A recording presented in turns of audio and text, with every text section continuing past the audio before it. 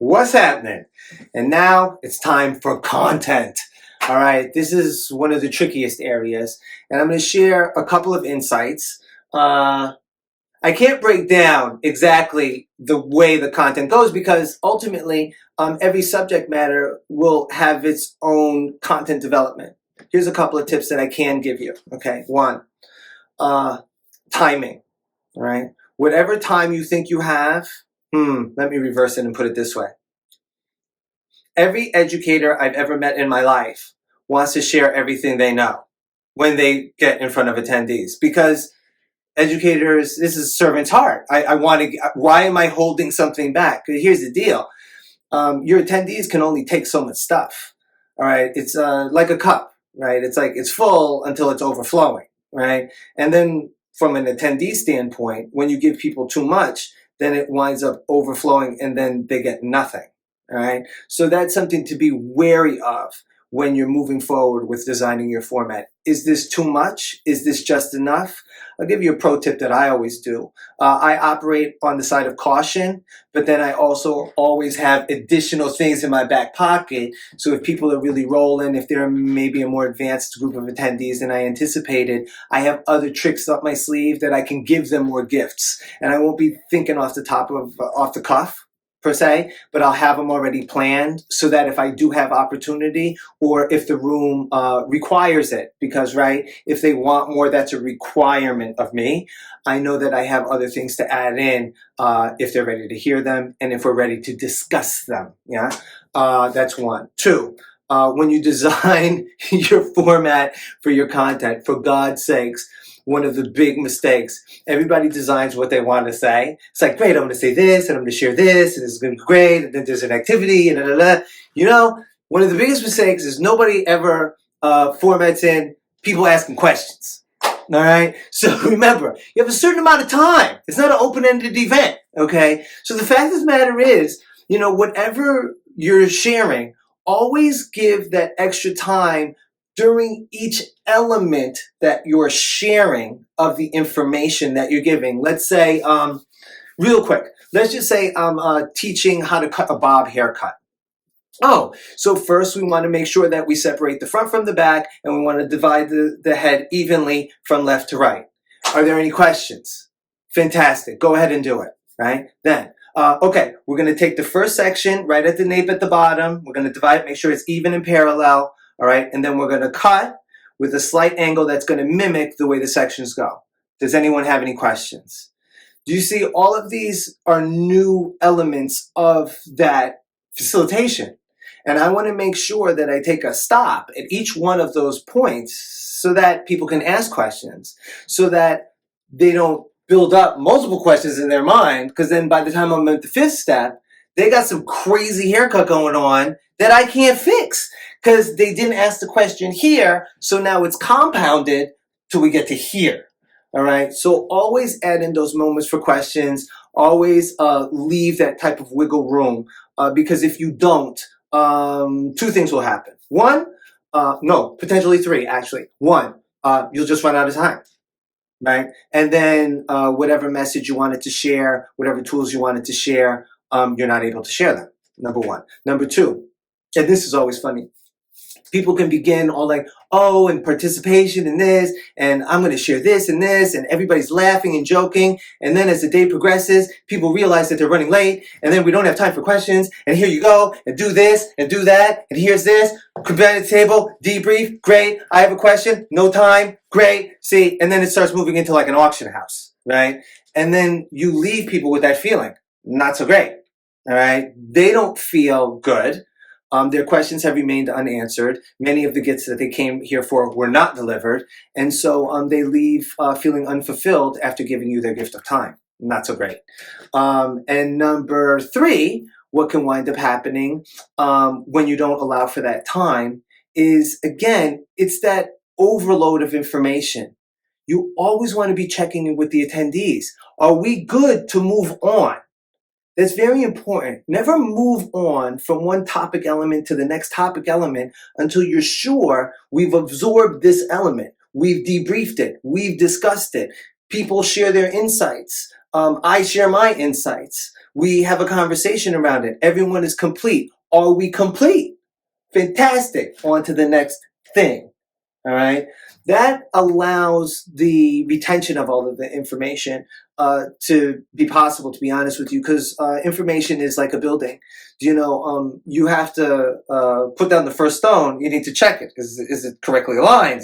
Because if it's not, and I just keep building, my whole house is going to be jacked up. Right. So that's super important. So I can say that.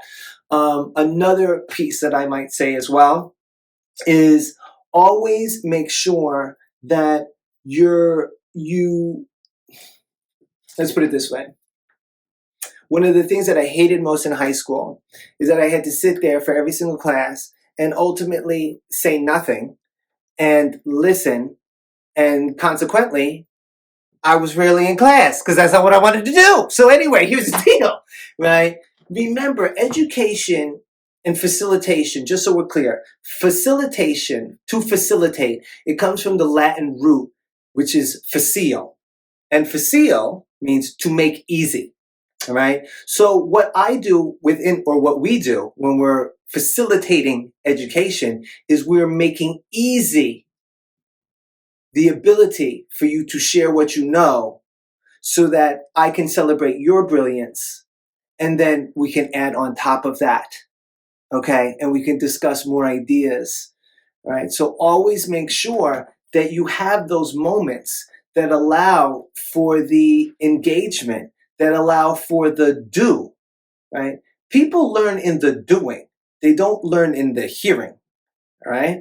And I mean, if you think about it, I could hear an entire, like a 3-hour presentation on how to drive a car, right? Does that mean I know how to drive a car? Like I actually have to drive a car, right? It's the same thing with education. So always make sure that you add in those type of elements. They're called experiential elements, right? Because oftentimes they can deliver a message. Well, I won't even say oftentimes. Actually, all of the times, experiential modalities will help deliver the information more fully, more completely, and with more interest, with more excitement, more fun, and with more completion as far as retention of information than if I just go through bullet points. All right, so that's very important. Always add in activities, add in those state changes. You don't want people sitting for too long writing crap. It's like, okay, get up. Now we're going to do this. And now we're going to do that. Now let's debrief. What did you discover? Fantastic. Right? So then you have those moments too. So make sure you plan for them. And whatever you think they're going to be, I'm going to give this 10 minutes, give it 15. All right. And if it only takes 10, great. You're given the gift of time. All right. I've never heard of any educator who wasn't able to fill time. I've most certainly heard of educators who have run out of time because they've tried to put too much into the amount of time that they've given. Right. And lastly, and I'm going to share this in 2 ways, storytelling in education. It cannot be underestimated. Designing and formatting your lessons like a story, and teaching the skills like a story, serves in many different regards. Number one, we're built for it, right? That's largely for literally almost the entirety of human history. That's the way we've passed on information, right? So that's just, we're used to that. Second, people love stories. They love to hear them since they're kids. Read me another bedtime story, right? That happens all the time, right? People like stories. So you're already there. 3, stories, because they paint mental pictures, they allow you to share information with the least resistance by the attendee or by the listener. Because when they're listening to a story rather than a bullet point, they're so engaged with the picture that you're creating that any resistance, any past story they have, right? I don't know about that. I don't believe that's going to work. Yeah, I tried that. That's a no. All right. All of those things get quieted because I'm not creating something for them to fight against. I'm just sharing a story. All right. So, and I think this is important. This may be a little bit of a longer video, but trust me, okay? So I'm going to do 2 quick examples, real quick. And then I'm going to show you what a story arc is, and then you can utilize this in discussing your topics. Let's say a blow dry. Okay, I want to teach someone how to blow dry from curly to straight. Great. First, here's the way I might do it in bullet pointed, or not bullet pointed, but in short format. Okay. Wow, I got to tell you something, right? The hardest thing I ever did in this entire industry was learn how to blow dry. Okay, I couldn't figure out how to hold all the tools, take the sections, and all these various different things. I have to tell you something. So everybody, first of all, put the brush in your hand, put the blow dry in your hand, right? Okay, check it out. Remove these pinkies. This is the most important thing. Everybody go like this. Everybody go like this. Fantastic. Okay, so see, when I do this, now when I move, I can take my section, I can do this, and then I can clip it up without removing my hands from the tools. All right, makes it a little bit more elegant. Okay, because I got to tell you, I was dropping stuff every place. Took me so long to figure it out. Okay, great. So then from that place, now it's like, let's talk about tension. It's like, wow. First time I actually blow dried somebody's hair curly to straight, it literally took me 2.5 hours. I had to wet down the woman's hair 5 times. No joke. All right. She was a live model. Right, can just see where that's going. Right, so here, check this out. So, right, I'm struggling a little bit. See how I'm operating this? See how the nozzle, where's my nozzle, right? I was like, oh, why does it keep roughing up? Why? Because the nozzle was pointed directly perpendicular to the hair, not horizontal, flattening the cuticle. Wow, lesson number 1, right? Got it. Whew. And I'll tell you another thing. The first time, oh my gosh, like that. It's like, it's like the thing is hot. I don't know what to tell you. Like, it's going to burn your scalp. Leave me alone, you know? Then I realized, oh, wait a minute. Getting the root is super important. And there's a technique to make sure. So you make sure that you hit it and you point the blow dryer away so that the heat isn't focused on the scalp, it's focused away. All right. And first, I was like, oh my God, great. I looped the brush around. Everybody loop it around. Everybody loop it around with me, right? Loop it around, right? And I'm talking, and I started my blow dry. I was like, ooh, look at that middle strip. Look at that middle. That's smooth like glass. Then I let it go, and all of a sudden the root was like this. It's like, Then I learned about the tension. So everybody here, check this out. Wrap it around your brush a little bit and hit the root first, right? Because one of the main things I learned was that when the root ain't right, the rest ain't right. So you start smoothing at the root. Hit the top, hit the underneath, hit both sides, all right? Then you move down to the mid, right? Oh, check that out. See how smooth that is? See how smooth that is? Boom, boom, boom. Then at the back end, and boom, now I'm talking to the ends, all right? So now I hit those ends and I polish them off the way I'd like. And then guess what? Then the blow dryer goes in this hand. I get my pinkies. Everybody, where your pinkies at? And then I take my next section, I clip it up, and we're back at it again. So not a bullet-pointed blow dry. It incorporates story with technique, my journey with it, a lot of laughs, fun, connection. Remember this too. And this is a big lesson. As an educator, sometimes you can feel as though you can't make a mistake. I mean, I'm the one teaching you. I have to tell you, wrong. Here's the deal. Human beings connect in shared struggle, not in perceived perfection.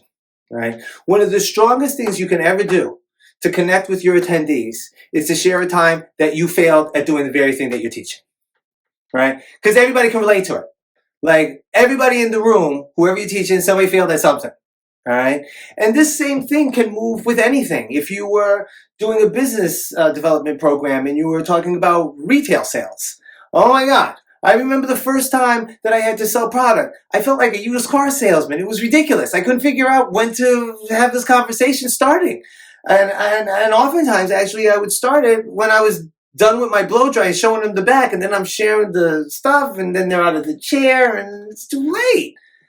I had to figure out something. Listen, it begins in the consultation. That's when it starts, right? And another thing, too, everybody pick up your products. Everybody pick up your products.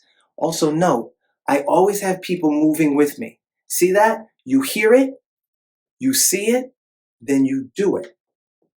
All right? Important formula for education. Hear it, see it, then have people do it. That's how you anchor the information.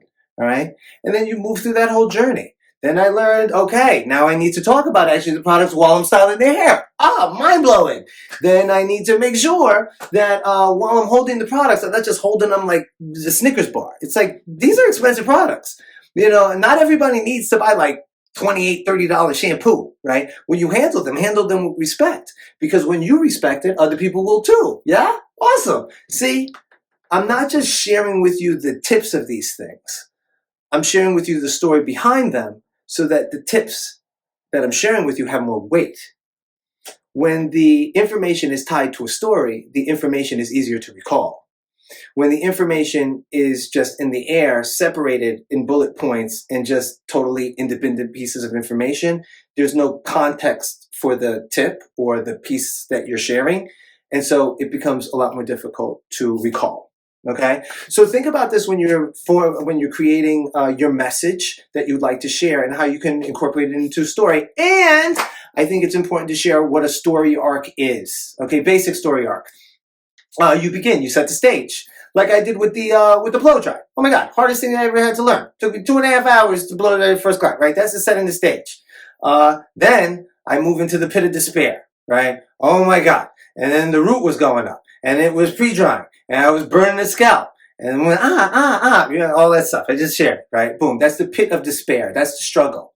Then you move into finding your strength, your power, your tools, your skills, all of those various different things. Who taught you? Whoa, I learned this, I learned this, I learned this, right? And then after all of that journey of learning stuff, then the last piece is the return home, right? Because after I've learned all those skills, now what do I do with them? What does my life look like with them? Why are they useful to you, right? And then that's in formatting your education like that and in designing the various pieces of information that you'd like to share in that type of a way will help people stay engaged. It'll keep people enrolled. You'll connect with them better because you'll be sharing a lot of your vulnerability with them. And a lot of the times, the things that you failed at and your journey to get to where you are, right? One of the biggest things about being an educator, see, people only see you as that. Like a lot like we see our parents, right? Like my parents have always been parents. As you know, they haven't. They've been stupid teenagers too. Probably came home drunk, threw up on the floor. I don't know. Do you know what I'm saying? And we don't see them like that, right?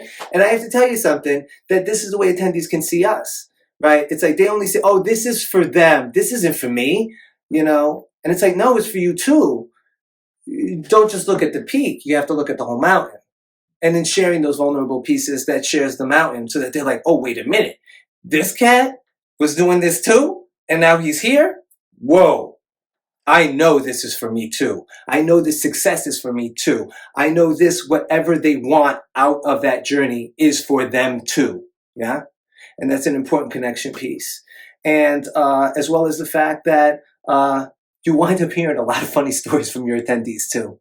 And again, you all learn, you'll all grow, you'll all laugh, and you'll all have fun together while you're sharing the journey of education and facilitation.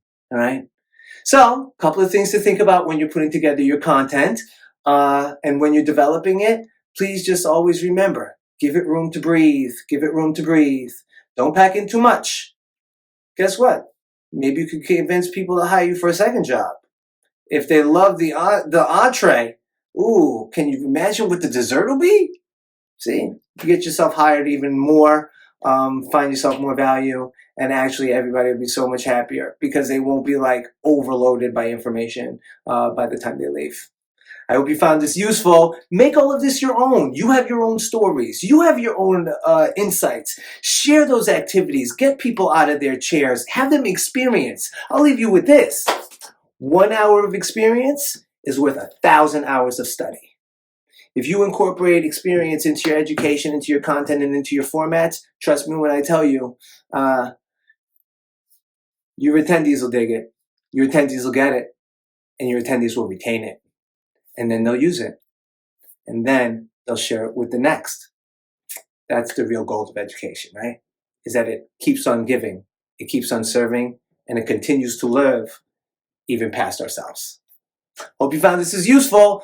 Play along with along with these techniques. Try them, all right? And don't forget, experimentation is always key when developing your content as well. You'll find your right flow, and don't be afraid to try new things. Never get caught in that box, yeah?